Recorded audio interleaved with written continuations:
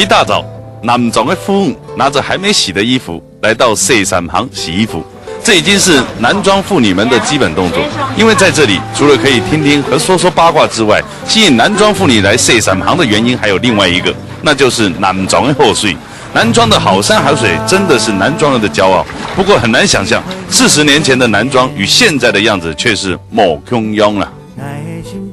南庄做特别动作探矿探矿呢佢因为佢菜摊洗摊的时间流出来的水呢六几十毫巴，撞到全部糊真系印象最深的就日去毫巴的时间，看到的就係糊的毫巴水，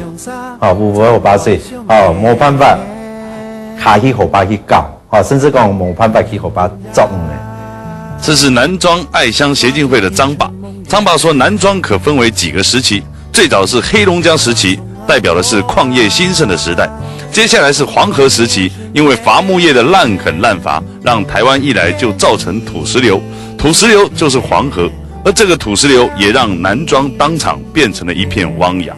自此之后，山林禁止砍伐，矿业也渐渐式微。30年间，南庄人口退减了一半。可是也因为这样，让大地重获生机，保存了大部分的后山后水。我记得我一班我带我同事其他生意来南庄搞水是他也是荷包都搞水，生意是双样抽的。生意先有意思也是树这个水是这样子，那个船。我同事问我讲，老大，你做嘛个树那个树按做按船，我讲你这个船看来，其实在用按船就水很甜没有。戴爸很骄傲地跟我们说，因为水很甜没有，所以桂花巷社区工作坊煮出来的咖啡相当的好喝。我们看着戴爸讲着南庄，脸上的神情只有一个非常幸福。他说，客家人是团结的，不是排外。是爱乡的，不是封闭。他们说，故乡的人本来就该为故乡做点事，但这是比较冠冕堂皇的说法。实际一点，戴爸跟我们说，其实办活动只是想找个借口与邻居同乐而已。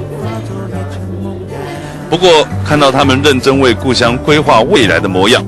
我们知道他们这一群人绝对不是随便玩玩，他们可是来真的哦。对了，总体生意来讲对自家家乡的嗰种感情好像可能我也无法感觉到，因为很多老板要买看虽然配会讲，但是最重要我不敢比他讲。你睇嚟多啲下來，自家少少人識咗對於家鄉呢個心態很多自家去教育生意嘅輕重要。當我上咗生意，我從小我是嚟講嘅幾碼聽我講。我從小冇乜講好本事從小都聽冇好邊，但是我最重要輕重要一點本意就快樂的童年你輕重要那點。因為這份對家鄉的認同感，愛鄉的南莊人正悉心呵護着他們的田園夢。協進會成立的10年來，將南莊的夢想一一實現，所付出的心力也將南莊人的心凝聚在一起，卻因此打開了南莊的觀光大門。但觀光人潮一來，問題也跟着來，許多遊客不懂好好善待南莊，協進會看不下去，組成了護溪義工隊來保護南莊的珍貴資產。他們花了2年的時間，才將河川生態漸漸挽救了回來。正如張爸跟我們說，假使那時候還沒看好那河壩屯的以後生年冇的時候生年水河壩掉咗的，也就絕對冇上心呢。講來南莊到底看嘛？我特別為老人家介紹講，來南莊看嘛，看南莊的山呢，看南莊的山，看南莊的水，韓國呢來到南莊呢個地方係當到客家人的一啲素材，做得來體驗一下南莊客家人的人情。所以你講也都要來掌握了3點的吧相信來到南莊呢可以幫大家留下當時的印象就對了